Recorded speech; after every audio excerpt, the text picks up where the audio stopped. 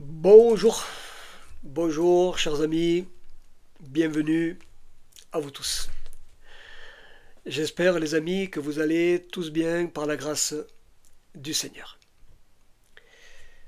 Que la bénédiction de l'Éternel, le Dieu d'Israël, soit sur nous tous.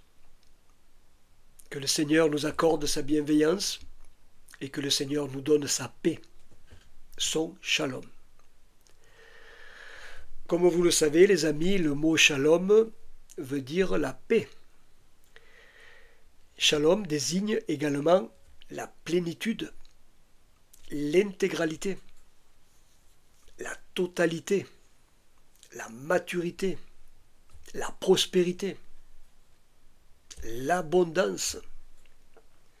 Shalom exprime le fait d'être complet, d'être entier, d'être dans le contentement, dans l'épanouissement, dans l'équilibre. Shalom, c'est se sentir physiquement et moralement bien, et surtout d'être entièrement apaisé. Apaisé par la grâce de la paix que donne le Seigneur à tous ceux qui veulent de sa paix. La paix du Seigneur qui dépasse toute intelligence. C'est ce que dit le Seigneur dans sa parole, dans l'épître aux Philippiens, au chapitre 4 et au verset 7, qui dit « Et la paix de Dieu, qui surpasse toute intelligence, gardera vos cœurs et vos pensées en Jésus-Christ, en Yeshua HaMashiach. » La paix qui surpasse toute intelligence, la paix supérieure, la paix qui transcende,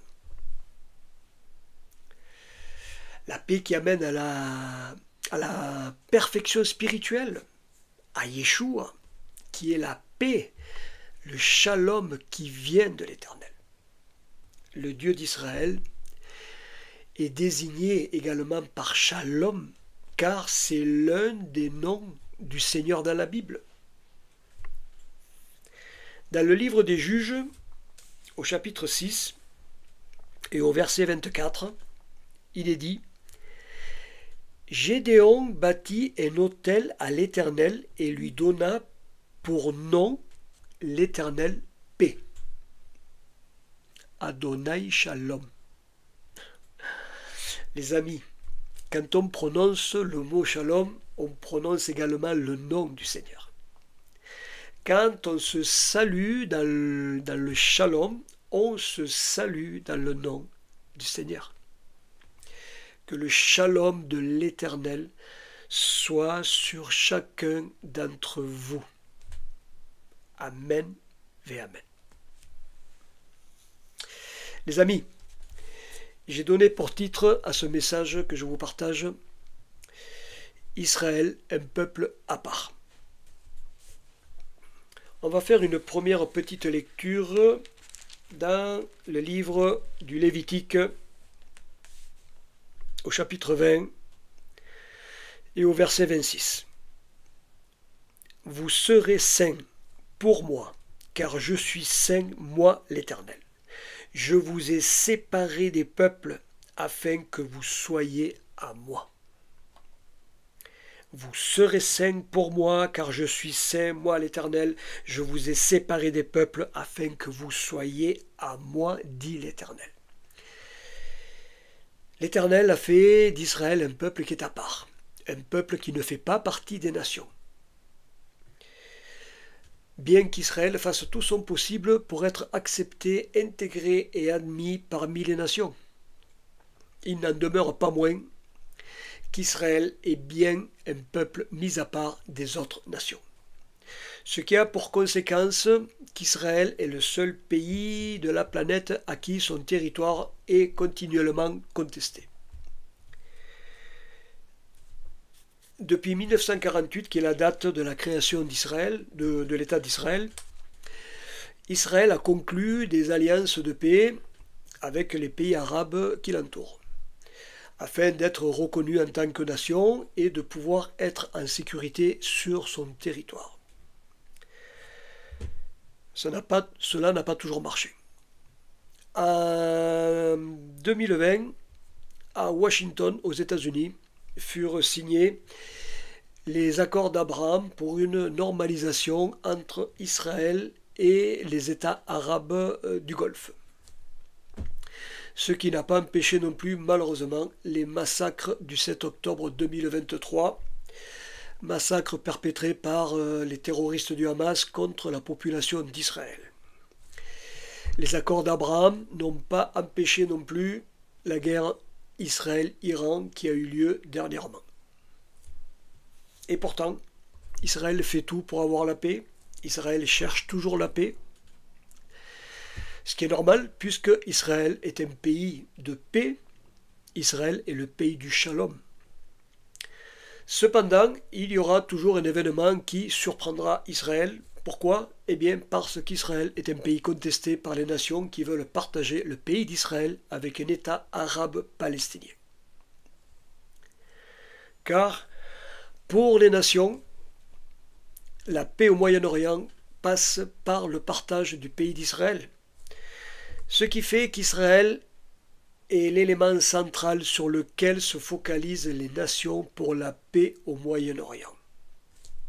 Donc, Israël est vraiment à part. C'est le choix de Dieu qui perturbe, qui irrite les nations à tel point qu'elles sont prêtes à tout pour la paix au désavantage d'Israël. On va faire une autre lecture dans Ésaïe au chapitre 41.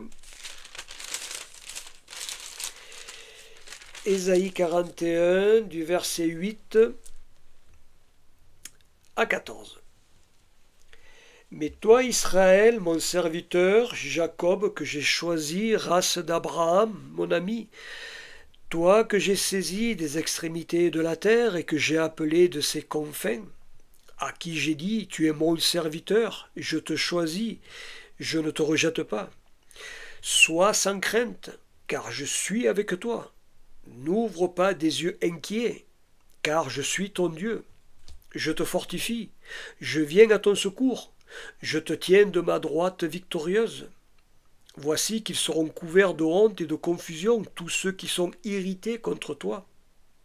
Ils seront réduits à rien, ils périront, ceux qui disputent contre toi. Tu les chercheras et ne les trouveras plus, ceux qui te suscitaient querelle. Ils seront réduits à rien, au néant, ceux qui te faisaient la guerre. Car je suis l'Éternel, ton Dieu, qui saisit ta main, qui te dit, sois sans crainte, je viens à ton secours. Sois sans crainte, vermisseau de Jacob, faible mortel d'Israël, je viens à ton secours, oracle de l'Éternel, ton Rédempteur, le Saint d'Israël. Sois sans crainte, je viens à ton secours, dit l'Éternel, ton Rédempteur, le Saint d'Israël. Vous savez comment on dit Rédempteur en hébreu? Goël, celui qui rachète. Le Goël, selon la Bible, est le parent le plus proche de quelqu'un pour le racheter, pour restaurer les droits de la personne. Le Goël est celui qui vient pour aider, pour apporter le secours, la délivrance, et aussi pour venger les torts qu'a subi la personne. Ce qui est le principe du rachat, de la rédemption selon la Bible. Rédemption, en hébreu, se dit Géoula, qui est la libération, la délivrance. Le Seigneur l'Éternel est le Goël, il est la Géoula, il est le Rédempteur, il est la rédemption. Parce que le Seigneur est celui qui a racheté Israël, comme le Seigneur a également racheté le reste du monde. Selon le principe biblique du rachat, le Goël doit être un proche pour faire le rachat, pour faire la rédemption. Et qui peut être le plus proche du peuple d'Israël si ce n'est le Messie d'Israël?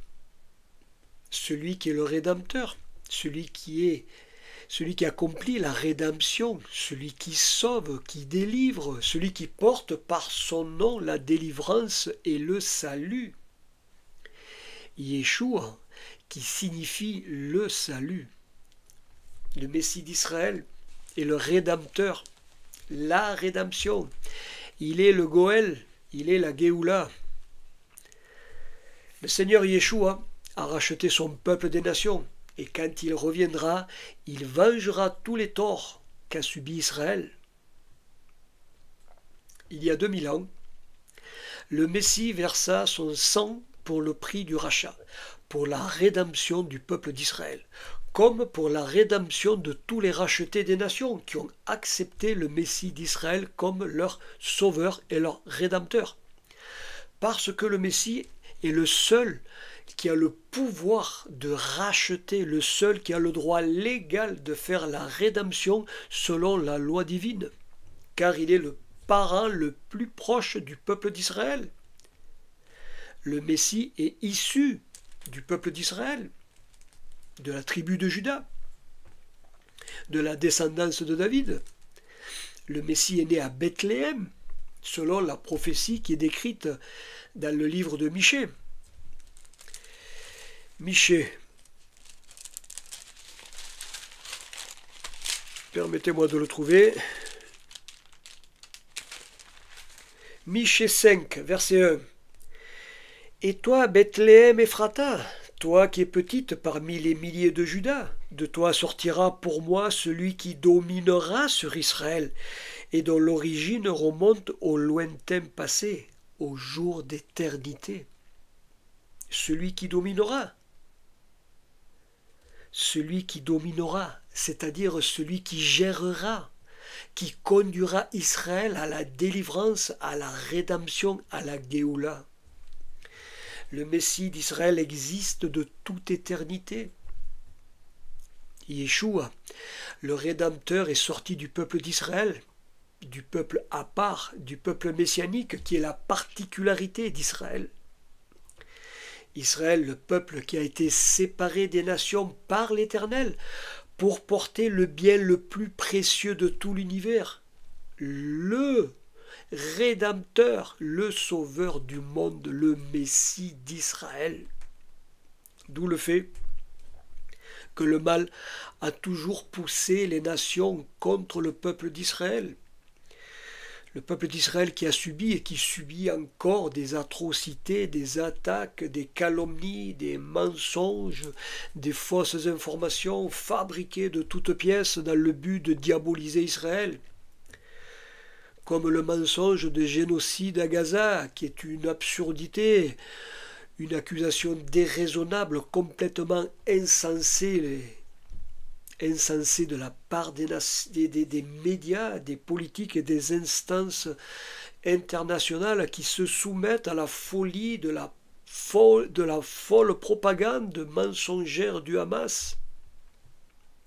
Ce qui a pour effet l'aggravation de l'antisémitisme dans le monde occidental, ainsi que les accusations contre Israël, ce qui provoque également la rupture des relations diplomatiques de certains États devenus antisémites contre Israël, comme par exemple avec la Colombie, un pays d'Amérique du Sud qui a rompu ses relations avec Israël à cause de la guerre à Gaza. La Colombie qui accuse Israël de génocide.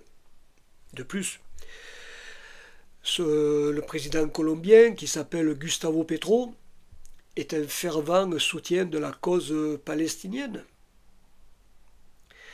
Le président colombien s'est permis de dire dans une conférence internationale qu'Israël n'est plus le peuple choisi de Dieu, mais que l'humanité est le choix de Dieu.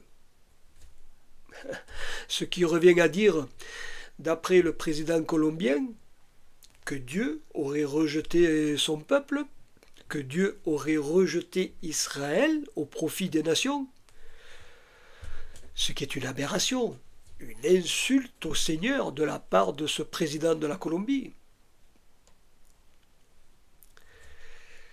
Israël est un pays différent des nations, parce qu'il est le seul peuple de la planète à subir autant d'accusations et d'attaques de la part des nations. Mais, malgré les accusations, les diffamations et les attaques contre Israël, personne ne peut enlever à Israël son élection divine ni aucun pays antisémite non plus ne peut effacer Israël de la face de la terre. Car Israël est un pays indestructible, ineffaçable de l'histoire. Et je pousse les choses à l'extrême en disant que même toutes les bombes atomiques de la planète ne pourraient pas effacer Israël de la carte du monde, parce qu'Israël est le peuple que l'Éternel a choisi pour apporter la lumière de la rédemption au monde. Et qui plus est, l'Éternel est le bouclier protecteur d'Israël. L'Éternel renverse et fait tomber tous les ennemis d'Israël. Dans le psaume 91,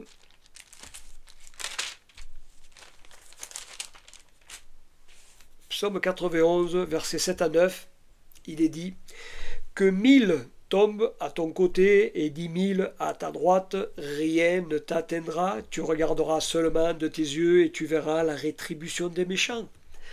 Car tu es mon refuge, ô Éternel, tu fais du Très-Haut ta retraite. Que 1000 tombent à ton côté et 10 000 à ta droite, rien ne t'atteindra. Tu regarderas seulement de tes yeux et tu verras la rétribution des méchants. » Vous voyez, quand les hommes veulent attaquer Israël, ce sont eux qui tombent. 1000 d'un côté, 10 000 de l'autre. Parce que l'Éternel protège son peuple d'Israël.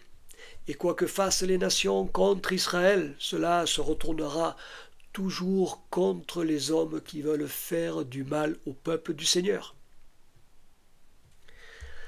L'Éternel a dit à son peuple, vous serez à moi.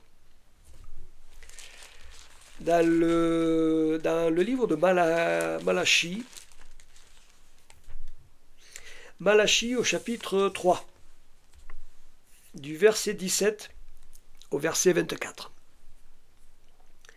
L'Éternel dit, ils seront à moi, dit l'Éternel des armées. Ils m'appartiendront en propre. Au jour que je prépare, je les épargnerai comme un homme épargne son fils qui le sert, et vous verrez de nouveau la différence entre un juste et un méchant, entre celui qui sert Dieu et celui qui ne le sert pas. Car voici le jour, il vient, ardent comme une fournaise. Tous les présomptueux et ceux qui pratiquent la méchanceté seront comme du chaume. Ce jour qui vient les embrasera, dit l'Éternel des armées. Il ne leur laissera ni racines ni rameaux. Mais pour vous qui craignez mon nom, se lèvera le soleil de justice, et la guérison sera sous ses ailes. Vous sortirez et vous sauterez comme les veaux. Vous foulerez les méchants, car ils seront comme de la cendre sous la plante de vos pieds. Au jour que je prépare, dit l'Éternel des armées. Souvenez-vous de la loi de mon serviteur Moïse, auquel j'ai donné en Horeb pour tout Israël des prescriptions et des ordonnances. Voici, moi-même je vous enverrai le prophète Élie, avant la venue du jour de l'Éternel, jour grand et redoutable. Il ramènera le cœur des pères à leurs fils, et le cœur des fils à leurs pères, de peur que je ne vienne frapper le pays d'interdit. Ils seront à moi, dit l'Éternel des armées, ils m'appartiendront en propre. Le verset 24 dit, il ramènera le cœur des pères à leurs fils et le cœur des fils à leurs pères.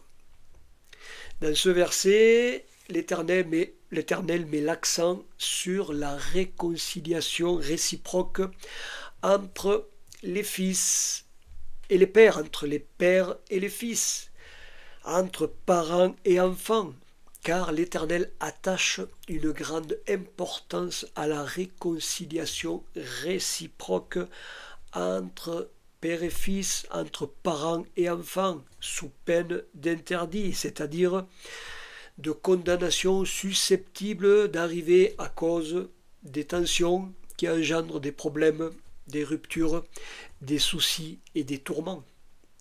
Ce que l'Éternel ne veut pas, puisque pour l'Éternel, la famille, parents, enfant doit être uni ensemble dans l'amour réciproque, cœur à cœur.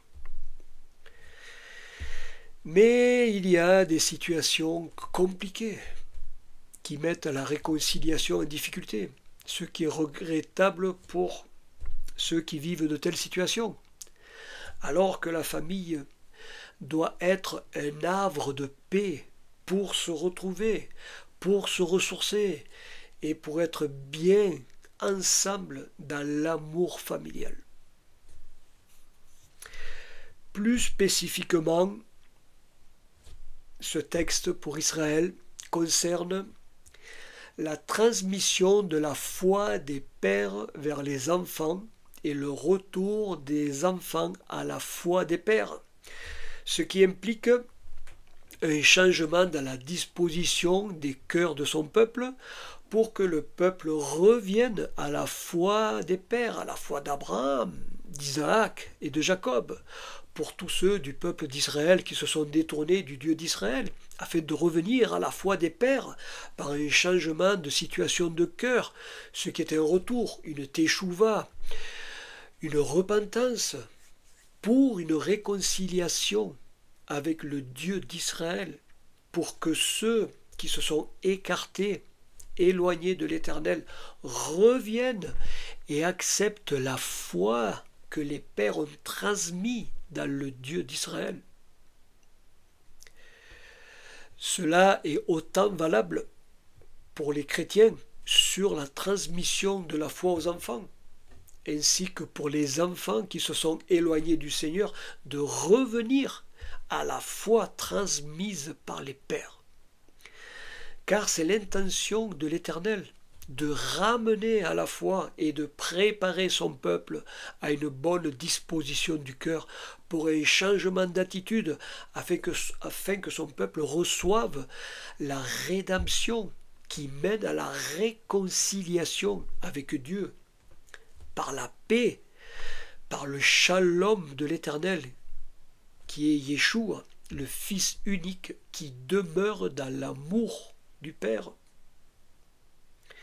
Étant donné que l'Éternel est le Père d'Israël, Israël est le fils aîné de l'Éternel. L'Église du Seigneur, qui est attachée à Israël, est considérée comme la sœur d'Israël, une même famille.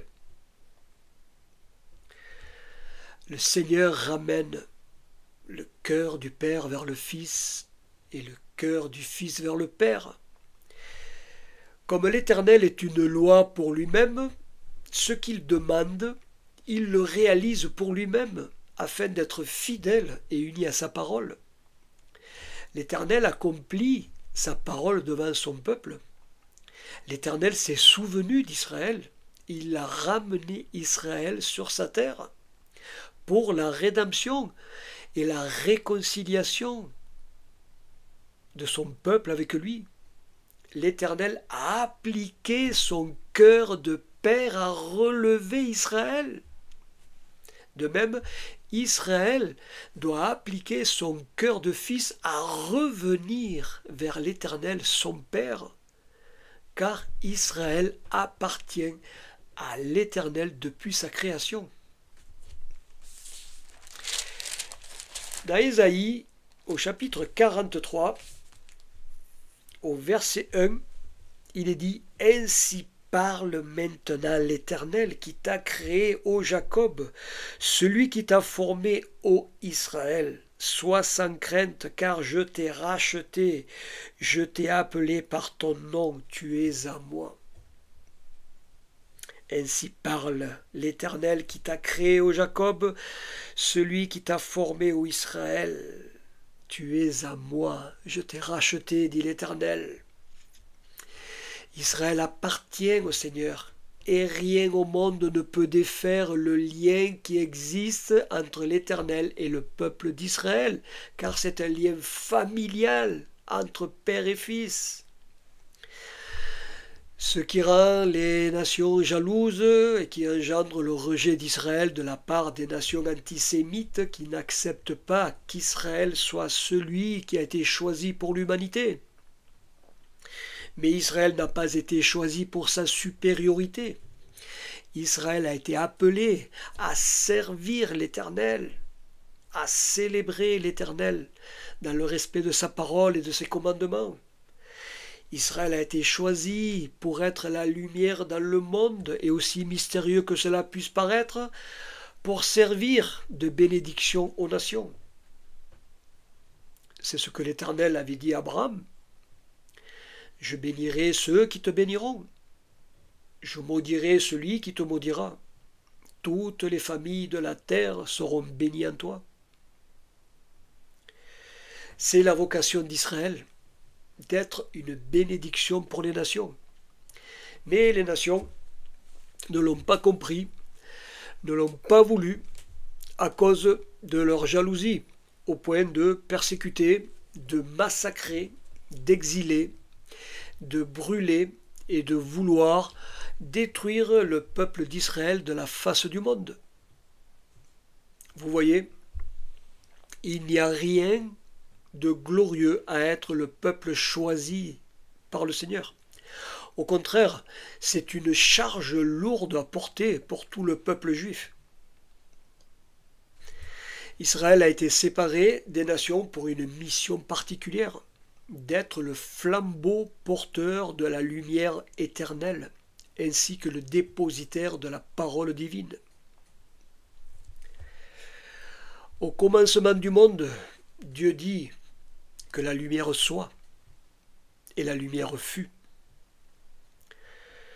Au commencement était la parole, et la parole était avec Dieu, et la parole était Dieu, et il était au commencement avec Dieu. Israël a servi pour apporter la lumière de la connaissance du Seigneur, pour que la lumière de la parole de l'Éternel atteigne toutes les extrémités de la terre, afin que les nations reçoivent la lumière et qu'elles se tournent vers celui qui est la lumière du monde, le Seigneur Yeshua. Mais tout le monde n'a pas saisi qui est Yeshua en réalité, parce qu'il y a un aveuglement spirituel, un égarement spirituel sur une grande partie du monde qui est incrédule à Yeshua, le Messie d'Israël, la lumière du monde. Ce qui fait que des nations n'ont pas accepté le Messie d'Israël et ne veulent pas de la lumière, ni de la parole du Seigneur. Elles préfèrent rester dans l'obscurité des ténèbres, parce que la lumière éclaire et dévoile l'obscurité des ténèbres. Il en est de même pour la parole du Seigneur, qui est rejetée, car elle révèle la vérité du Seigneur, la vérité face aux faussetés et aux erreurs que le monde enseigne. La Bible dit qu'Israël est le peuple de l'Éternel. Et le monde conteste ce que dit la parole du Seigneur. La Bible dit que l'Éternel rétablira Israël dans toutes ses frontières. Et le monde veut partager la terre d'Israël avec un État palestinien. L'Éternel a donné son Messie au monde. Et le monde se cherche un anti-Messie, un antichrist pour combattre le vrai Messie. Vous voyez la différence entre la lumière et entre les ténèbres, entre la parole de Dieu et la parole des hommes, entre le peuple du Seigneur et les nations. Il en sera ainsi jusqu'à la fin des temps. Nous qui sommes dans le Seigneur Yeshua, qui avons été rachetés des nations, nous partageons avec Israël la même vocation, qui est d'amener la lumière de la connaissance de la parole du Seigneur au monde, parce que justement nous avons été arrachés aux nations, rachetés pour être greffés sur l'olivier qui est Israël. Et de ce fait, nous sommes intégrés au peuple d'Israël par la foi en Yeshua, qui est le Messie d'Israël. Et nous participons à la même bénédiction, à la rédemption, à la Géoula. Nous participons à la réconciliation que donne l'Éternel par sa paix, par son shalom qui est déployé pour quiconque fait le choix de se tourner vers le Seigneur. Ainsi, ce qui concerne Israël nous concerne également, et on ne peut pas rester insensible face aux attaques et aux calomnies que subit Israël, que ce soit par les médias corrompus qui dénigrent Israël, que ce soit par une guerre, que ce soit par l'antisémitisme grandissant de notre société, à cause de l'antisémitisme de certains partis politiques en France, en Europe, comme dans d'autres pays du monde. Car ce n'est pas réjouissant pour le futur, mais nous le savons, parce que la Bible nous révèle que ces choses doivent arriver.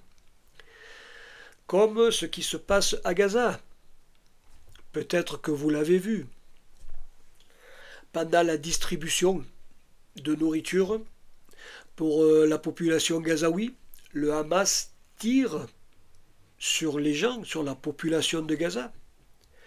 Le Hamas se tient caché. Il est en cachette. Et de sa cachette, il tire. Il tire sur la population de Gaza pour accuser l'armée de Tsahal, pour accuser l'armée d'Israël devant les instances internationales. Les Gazaouis eux-mêmes disent que c'est le Hamas qui tire sur eux. Le Hamas tire sur sa propre population pour garder le contrôle sur Gaza. Les terroristes du Hamas payent pour que des Palestiniens se fassent tuer. Vous vous rendez compte jusqu'où ces terroristes infâmes du Hamas sont capables d'aller jusqu'à financer la mort de leur population pour accuser et discréditer Israël devant le monde. Par contre, les médias occidentaux pro-Hamas se taisent. Bouche cousue. On ne les entend pas. On ne les entend pas quand les choses ne vont pas dans leur sens idéologique.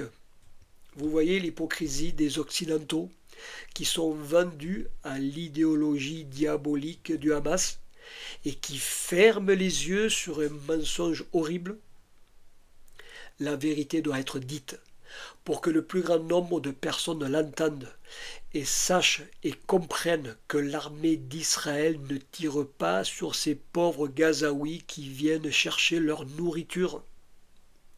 C'est le Hamas qui tire sur sa propre population.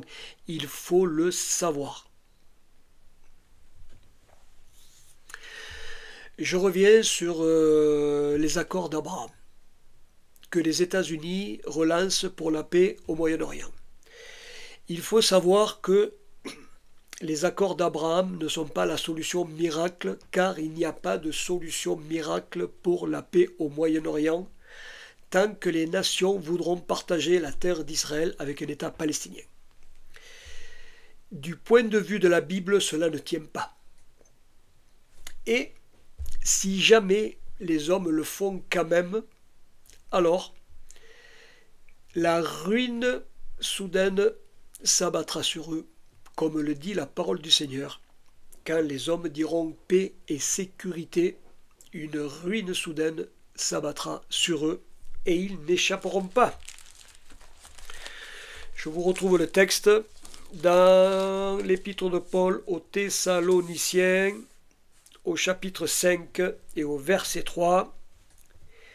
Il est dit, quand les hommes diront paix et sécurité, c'est alors que soudainement la ruine fondra sur eux comme les douleurs sur la femme enceinte, et ils n'échapperont point. Ce que les hommes cherchent à mettre en œuvre au Moyen-Orient pour la paix et la sécurité est une illusion, une perception erronée de la situation réelle, qui va à l'encontre de la volonté divine, car l'Éternel ne veut pas que la terre qu'il a donnée à Israël soit partagée, et encore moins avec un État qui a des terroristes islamistes parmi sa population. Comment deux États incompatibles pourraient vivre en paix sur le même territoire en sachant que le Hamas terroriste ferait partie de l'État palestinien. Vous vous rendez compte, si cela pouvait se réaliser, ce serait une catastrophe pour Israël. Mais cela n'arrivera pas, car l'Éternel a ses yeux fixés sur son pays et il veille sur son peuple. Mais il est vrai que pour l'instant, le danger est toujours là à cause du Hamas et de l'Iran. Car malgré qu'ils soient affaiblis, ils sont toujours dangereux parce que ce sont des terroristes qui aiment la mort plus que la vie. Israël doit rester souverain sur son territoire. C'est pour cela que l'Éternel a ramené les Juifs en terre d'Israël, pour que les Juifs habitent la totalité du territoire, sans tenir compte des injonctions des nations. Parce qu'il arrivera un temps où tous les Juifs seront en danger dans les nations. Et il faut que tout Israël comprenne que la terre d'Israël est comme une arche pour les Juifs, comme l'arche de Noé. Noé échappa au déluge en écoutant la voix du Seigneur qui lui avait ordonné de construire une arche pour se sauver, lui et les siens, du déluge qui allait s'abattre sur terre. Il en est de même pour les Juifs aujourd'hui. L'Éternel demande à son peuple de rentrer au pays pour échapper à l'antisémitisme grandissant des nations, ce qui est un danger en puissance pour les Juifs qui restent dans les nations. D'où l'importance de prendre la bonne décision pour tous les Juifs en diaspora, de retourner au pays d'Israël, le pays qui est mis à part pour être le refuge de tous les Juifs, comme une arche salutaire pour le peuple d'Israël. C'est ce que révèle la parole du Seigneur, car les prophéties de la Bible se réalisent pour la rédemption d'Israël, et l'actualité va dans le sens de la vision prophétique. Nous avons le privilège de voir les prophéties s'accomplir, ce qui confirme la parole du Seigneur. Et nous pouvons être confiants et sereins, car nous avons la certitude que l'Éternel est au contrôle de l'histoire, au contrôle de la destinée de son peuple d'Israël, le peuple que le Seigneur a séparé des nations, pour servir de témoignage, pour démontrer à l'humanité la véracité de la parole de l'Éternel, par l'accomplissement de la restauration, de la rédemption du peuple d'Israël sur sa terre. Ce qui prouve que l'Éternel est vrai, que le Dieu d'Israël est vrai. Il est unique, puisque ce qu'il a prédit il y a des millénaires se réalise à la lettre devant nos yeux.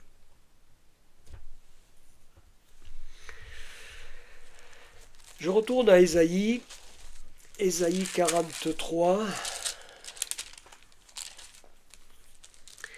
Ésaïe 43, du verset 8 au verset 12. Ésaïe 43, 8 à 12. Qu'on fasse sortir le peuple aveugle, alors qu'il a des yeux, et les sourds, alors qu'ils ont des oreilles, que toutes les nations se rassemblent, et que les peuples s'amassent. Qui d'entre eux a annoncé ces choses? Lequel nous a appris les premiers événements? Qu'ils produisent leurs témoins et qu'ils se justifient, qu'on les entende pour pouvoir dire c'est vrai. C'est vous qui êtes mes témoins, oracle de l'Éternel, vous et mon serviteur que j'ai choisi, afin que vous le reconnaissiez, que vous me croyiez et compreniez que c'est moi.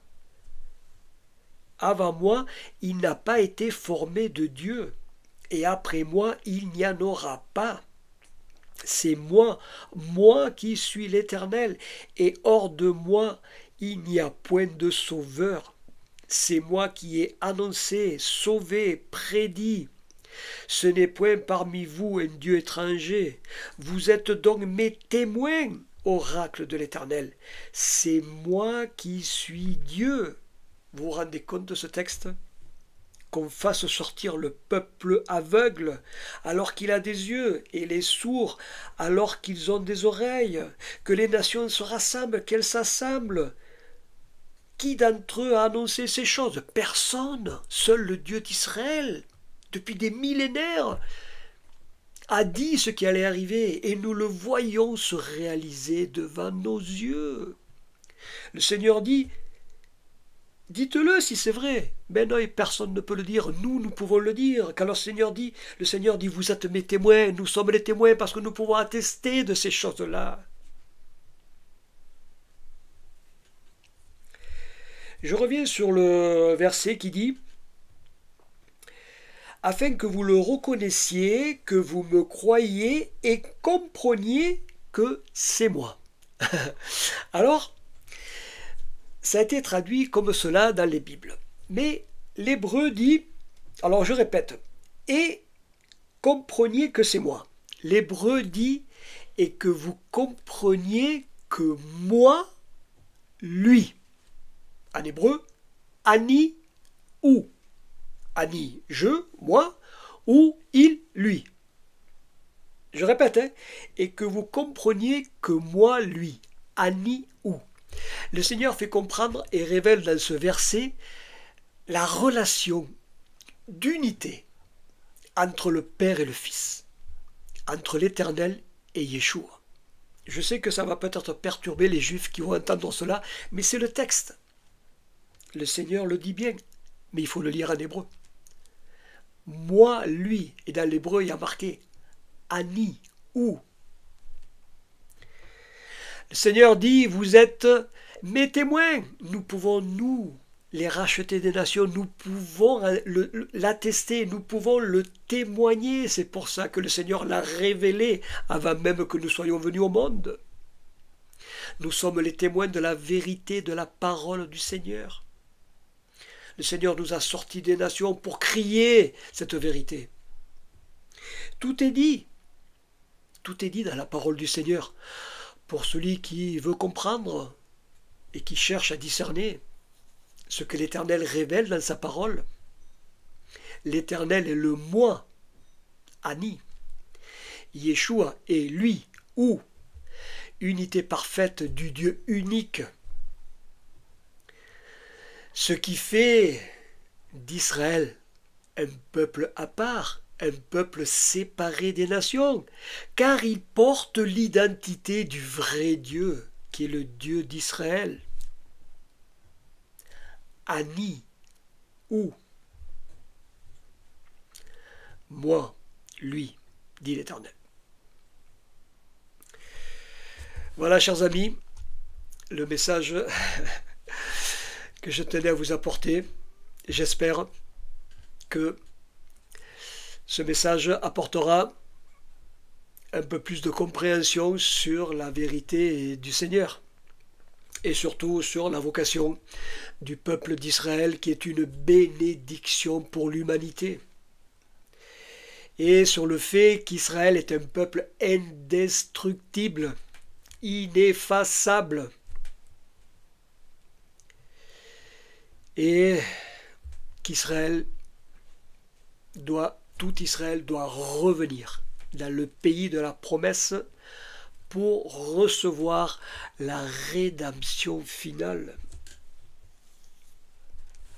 Le Seigneur a tout mis dans sa parole, tout est révélé.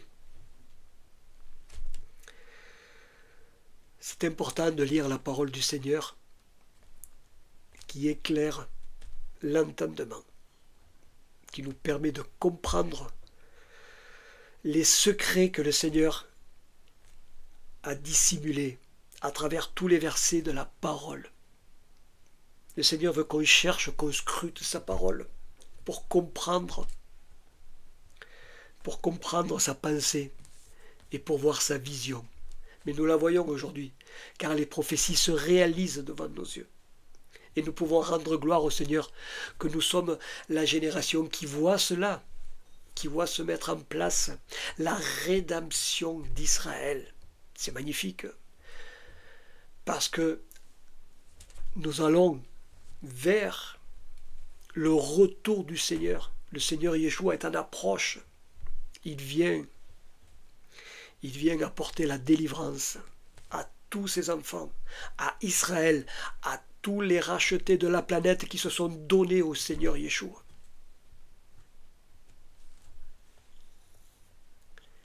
Israël est un peuple à part. Et comme nous sommes, nous les rachetés, intégrés au peuple d'Israël, eh bien, nous faisons partie, nous aussi, du peuple à part, du peuple que le Seigneur a séparé des nations, pour que nous soyons à sa gloire, pour célébrer le grand nom de l'Éternel, le Dieu d'Israël. À lui soit la gloire pour les siècles des siècles. Amen. Chers amis, que l'Éternel soit béni, que l'Éternel bénisse et garde Israël, que l'Éternel protège Israël de tous ses ennemis. Que le shalom de l'Éternel soit sur tout Israël, sur Jérusalem. Chers amis, que le Seigneur vous bénisse tous, qu'il vous garde dans sa grâce, dans sa paix, dans son shalom. Shalom. Shalom à vous dans le nom du Seigneur Yeshua qui revient bientôt. Et moi je vous dis, par la grâce du Seigneur, à bientôt. Shalom. Amen.